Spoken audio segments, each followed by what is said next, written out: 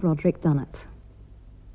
Of all the operas of early Victorian Britain, there is one, to my mind at least, that stands out. In terms of musical characterization, orchestral writing, and dramatic impact, Raymond and Agnes by Edward Loder, more than any other, breaks the stranglehold of ballad which smothered British opera for much of the 19th century, and comes far closer to the great Italian traditions of its day. It's not exaggerated, says the New Grove Opera, to regard Loder as the foremost composer of serious British opera in the early Victorian era. So, who was this neglected genius? Edward Loder came from a highly musical family in Bath, some half a dozen of whom, both men and women, made a name for themselves as keyboard and string players, conductors and teachers. Edward himself was born in 1813, the same year as Wagner, and trained in Germany. Thanks to his father's encouragement, by his teens, the young Loder was already caught up with the theatre as a capable music arranger. But his career really took off when he was commissioned to write the very first opera to be heard in the newly opened English Opera House at London's Lyceum Theatre in 1834. Much of his working life was blighted by a lack of money, which forced him to compose thinner, though not disagreeable, stage works for the lower end of the market and commonplace songs and ballads for a wide consumption. Yet the composer himself still often received a mere pittance compared with what these pieces earned his publisher. Loder's last opera, Raymond and Agnes, was produced in 1855 at the Theatre Royal Manchester, where he was by then musical director. Tragically, not long afterwards, ill health took a hand and Loder's sanity faltered. He died only a few years later. It seems ludicrous that after only 7 performances in Manchester and a brief run in London, Raymond and Agnes, the crowning achievement of English romantic opera, languished for a whole century till it was revived at Cambridge in 1966. Sadly, the spoken dialogue has been lost, but the outline is known from a late 18th century monkish novel from which the story was taken, and from which Gounod also drew inspiration. The opera's most distinguished features include strong characterization, notably a real flesh-and-blood villain, and Loder's effective use of ensemble, trio, quartet and quintet, to achieve a convincing build-up in both musical and dramatic tension. We begin in the Spanish convent, at the holy shrine dedicated to St. Agnes. There we meet the saint's distant descendant, the beautiful Lady Agnes, who has been sent away by her guardian to be raised in a suitably God-fearing manner by the nuns. Clutching her rosary, Agnes, sung by Judith Howarth, prays to her ancestral namesake. She begs forgiveness, for against her guardian's wishes she nurses a forbidden love for the handsome young Spanish noble, Don Raymond, or to us, Raymond. How could such a heartfelt prayer not soar up to heaven?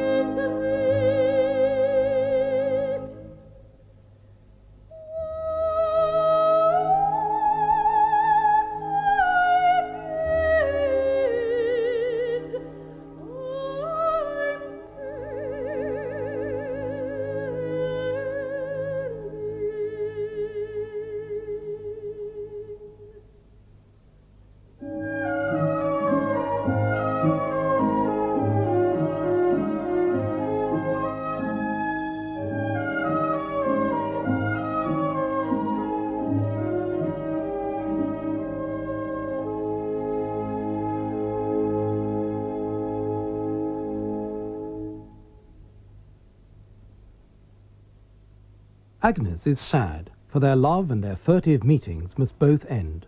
Her guardian, the Baron von Lindenberg, has announced his intention of marrying her himself, and is intent on taking her away with him within the hour, back to his gloomy castle in Bavaria. Suddenly, the manly Raymond, nothing if not a persistent type, appears on the threshold, unexpectedly and disguised. "Don't be frightened, it's only me," he reassures her. "Why not flee with me instead?" Agnes tearfully replies that they must part forever, but she assures him he will remain enshrined in her thoughts and her prayers. She will always love him alone till death. Not content with this prospect of permanent abstinence, Raymond, sung by Justin Lavender, will have none of it. He will follow her to Lindenberg, he declares, and dog her footsteps wherever she goes. "You are my star, and I shall be your shadow," he tells her. And the pair launch into an enraptured duet.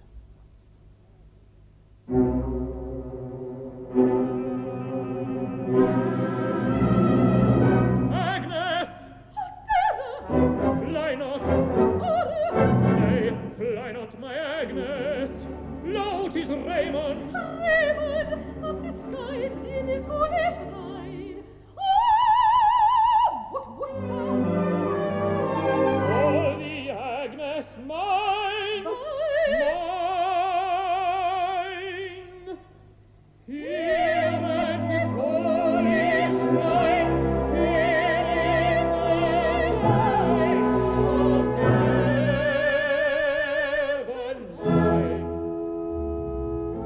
A cruel guardian claim thy hand. From him with me oh fly, 'Tis bid so much by his command. that he or I must die. A cruel guardian claim thy hand. From him with me oh fly, 'Tis bid so much by his command. that he or I must die. I thee and I the pray for thee, in faith below my heart. What may my fate in life may be? Oh, thee hast my heart. Ah, from place to place I'll follow thee, my star of hope alone. Thy faithful shadow will I be, to fade when thou art gone. A cruel guardian claims my hand, and go with him, what might this be so much? When he or I must die.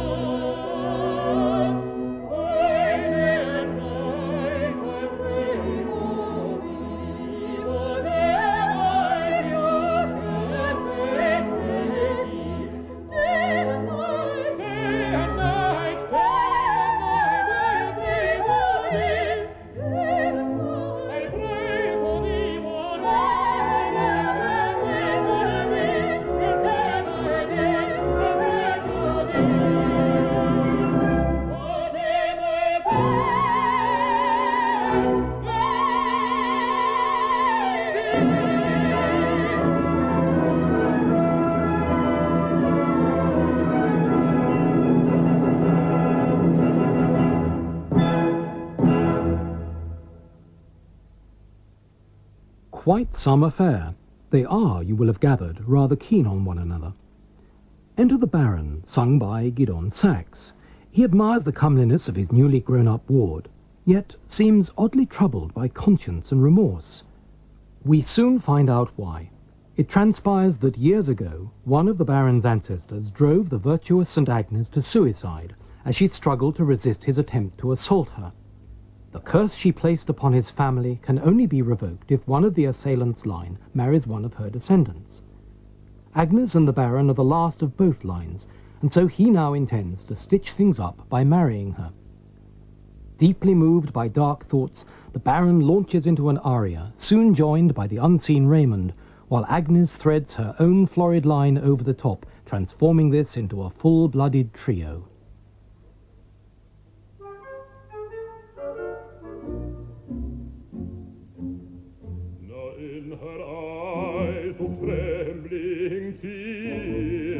At once my darkest thoughts remove, her blushing cheek such beauty wears, but for my crime I still could love.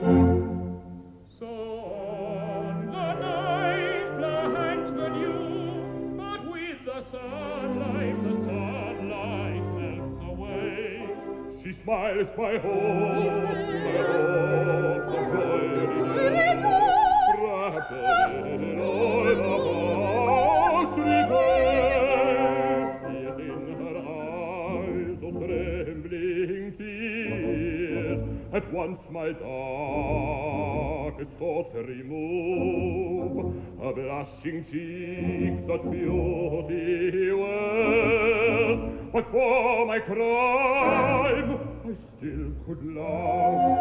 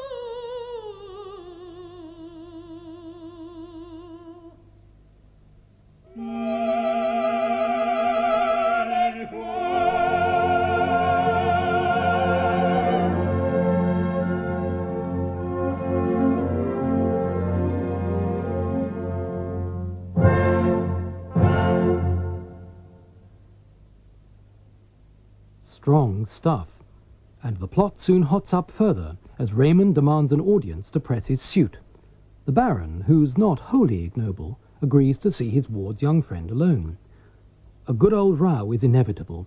Raymond appeals to the Baron's better nature to give Agnes up. "Certainly not," says the Baron, and explains the terrible curse under which he labours. He cannot give her up. Did you really think he'd expend all this care on her cloistered upbringing for nothing? Cello and later bassoon usher in a moving aria as Raymond explains how a cruel brigand, Inigo, slew his father and brutally hauled off his mother.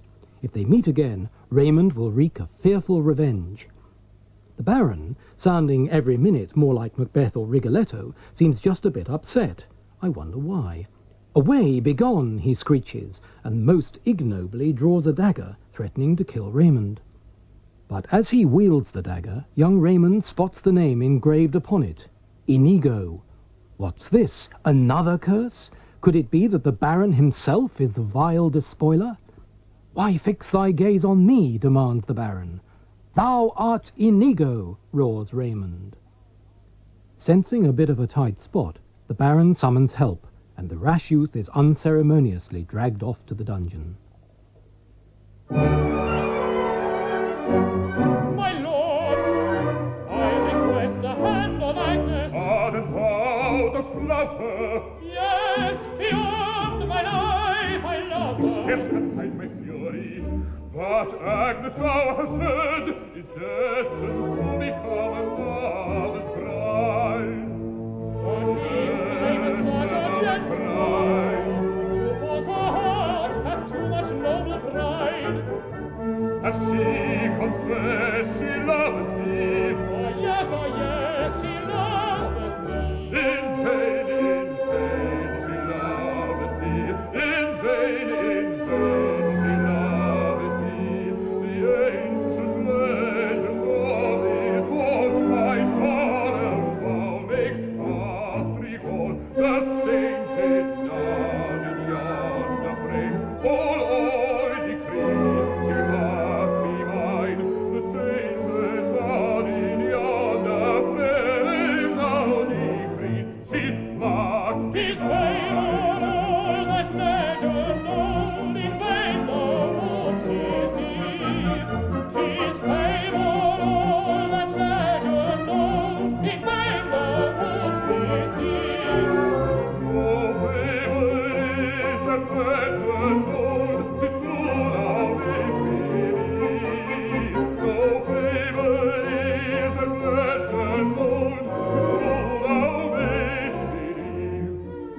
'Tis but too true, the tale of yonder nun which placed a curse upon our family. The curse remains until the last of all I shall marry with the last of hers.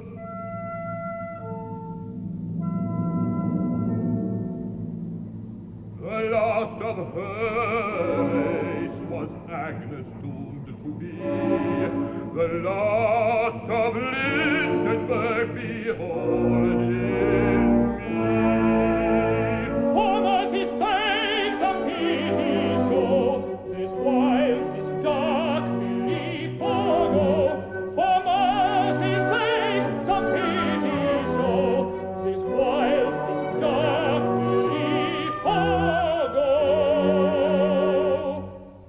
My father on his dying bed made me vow on me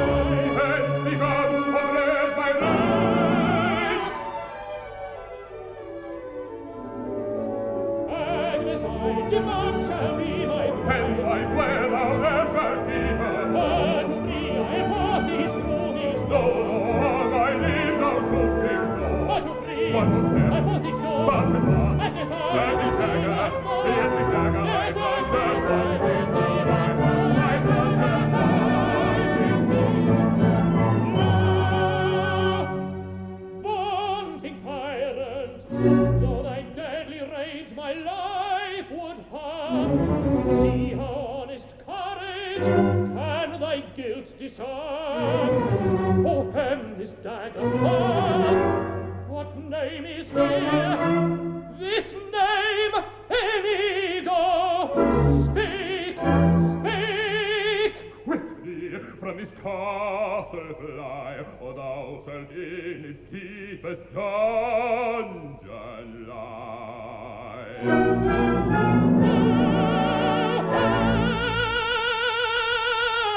Inigo, my father's deadly foe!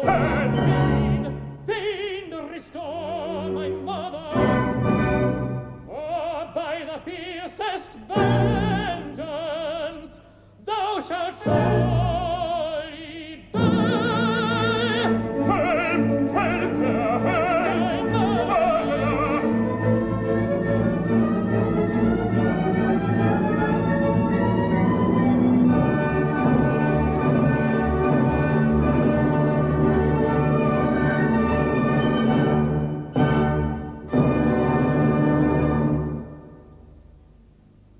Although he's obviously the nasty piece of work in this opera, it seems a bit tough on the old Baron.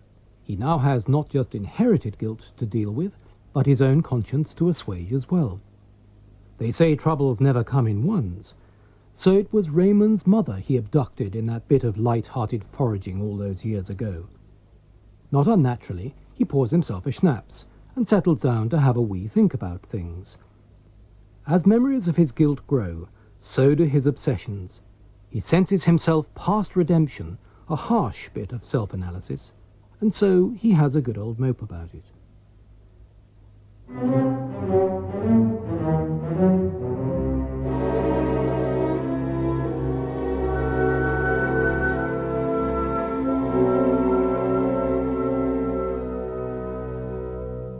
Madrid, oh Madrid, I see thee once again.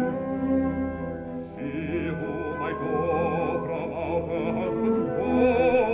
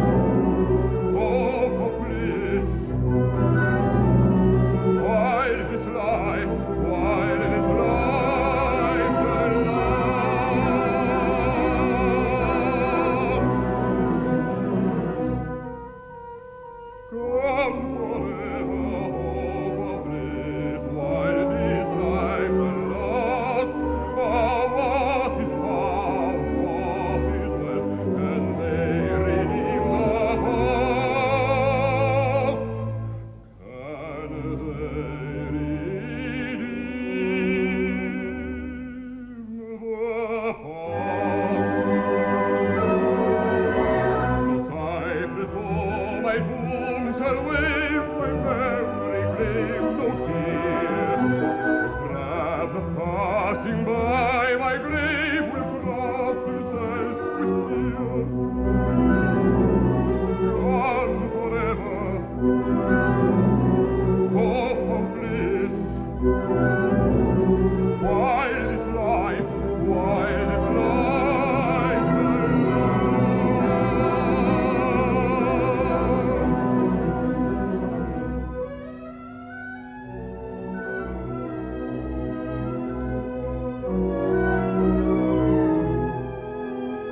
Gone forever, hope of bliss. While this life shall last. While this life shall last. Oh, what is past? Oh, what is well can they redeem the past? Can they redeem the past? Can they redeem the past? Redeem the past.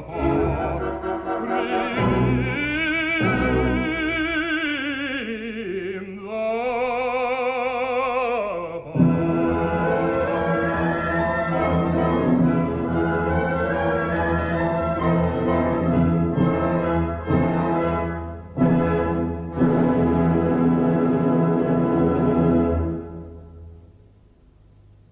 Perhaps those opening chromatic chords do have a familiar ring about them.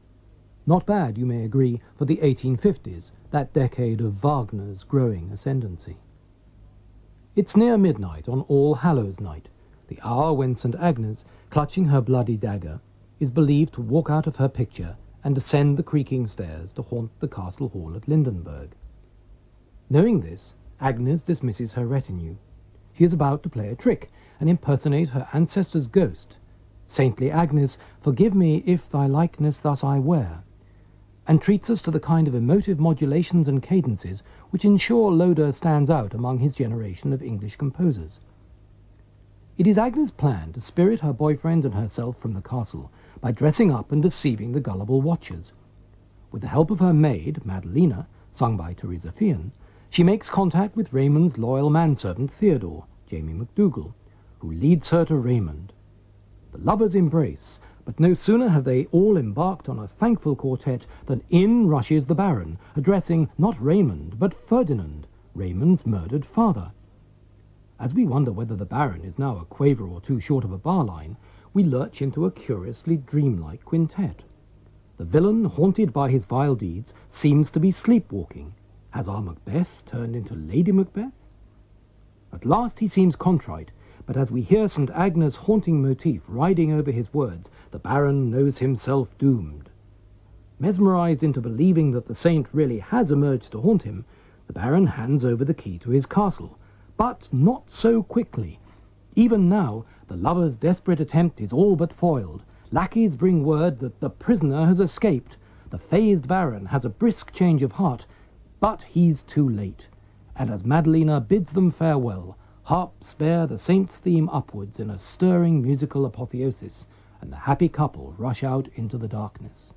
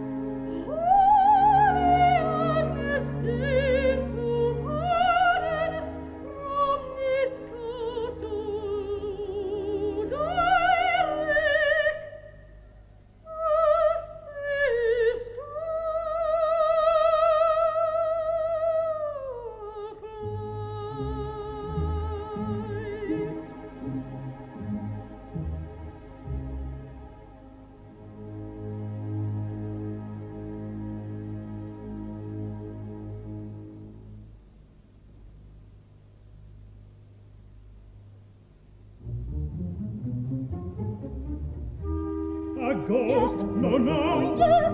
May you deceive? Let Let us see. How we believe. Let us see. Let us see how we believe. At least the sight will cause them here to stay, while I release my master and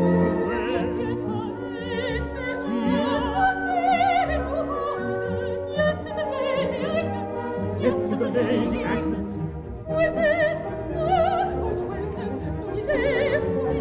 Quick, to release my master, quick, hence, Release my master and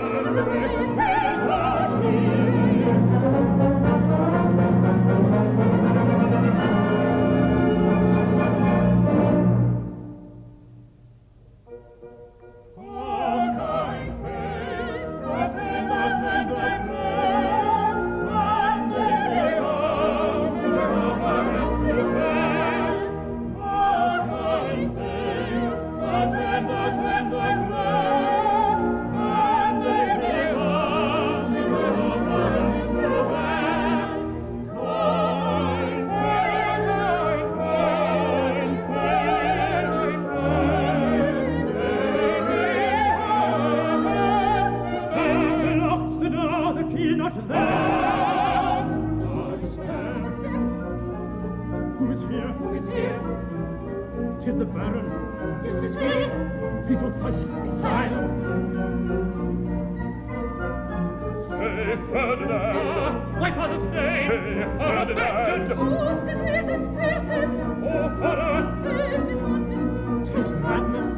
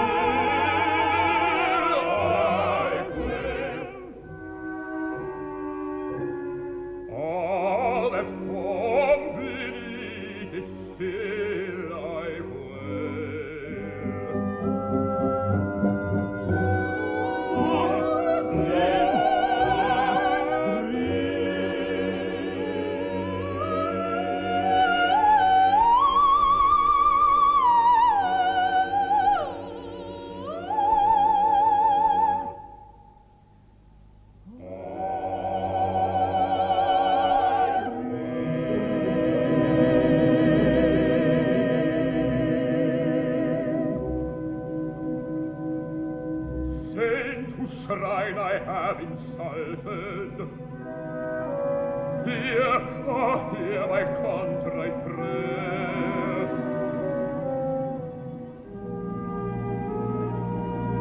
Rejected! Oh, anguish! Oh, despair! What anguish! What despair! What anguish! What despair! What see I? Is this madness? What anguish! What despair! What despair! What despair! What despair! Oh, fearful this madness can it be that she can leave her kindness there, and on Hallows Eve walk from this castle floor? I'll make atonement, Franz, come hither. I'll make atonement, Franz, come hither. Open the castle door. Quick, take the key. Tis the key, tis the key! Yes, there's the key.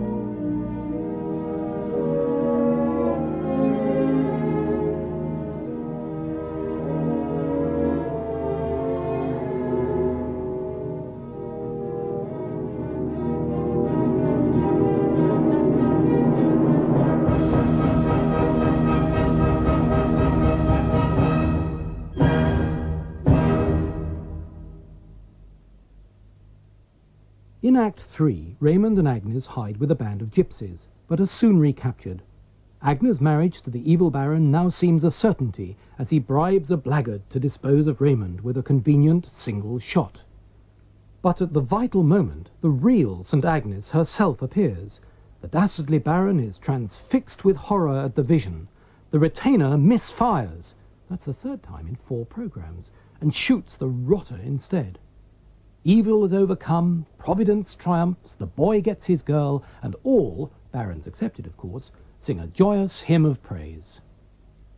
In that performance of Raymond and Agnes by Edward Loder, the part of Agnes was sung by Judith Howarth. Raymond was Justin Lavender, and his opponent, the Baron, Gidon Sachs. Therese Fian sang the role of Agnes' maid Madalena, and Jamie McDougall was Raymond's servant Theodore, with the BBC Concert Orchestra conducted by James Lockhart. So, farewell to Raymond and Agnes, and with them farewell to British opera from the middle of the 19th century. In the next programme, Britannia at the Opera goes 40 years on.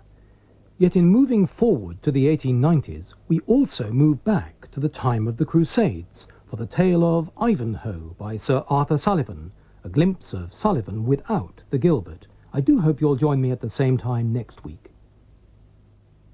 And you can join Roderic Dunnett for Britannia at the Opera again next Monday lunchtime at 12 noon. And staying with the theme of opera, the first time John Dobson, principal tenor at the Royal Opera House, sang at Covent Garden was before his official debut during a public dress rehearsal for a new production of Cavalleria Rusticana, when he was covering for Charles Craig. He had apparently told the management that he would not be able to sing the dress rehearsal on that day, because he had a previous concert booking in the north that he was not prepared to break. I don't think they believed him, so they went ahead with the dress rehearsal. I was the cover, and I didn't know anything about this. I was told I must be in the theatre, of course, to watch the dress rehearsal, naturally. I'm sitting in the stalls. Charles sang the opening Siciliana and the duet with Santuzza, went into church. And a few moments later, in the middle of the intermezzo, the head of music staff came to me and said, "John, Mr. Craig is leaving the theatre, you've got to finish the rehearsal." And I walked across the pit, over the bridge, my heart sinking through my stomach. I had no costume. I was wearing a little short green corduroy jacket, I remember. And as I went over the bridge and got onto the stage, one of the repetiteurs that I knew, James Lockhart, saw me and he said, "Do you know it?" I said, "Yes, I do, Jimmy." He said, "Okay then." And I came out of the church. I don't know what the audience thought. And that was the first time that anyone in the company had heard me sing.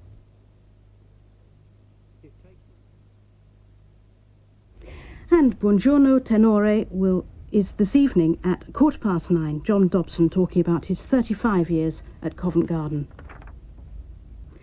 Now, here are a few words from the act.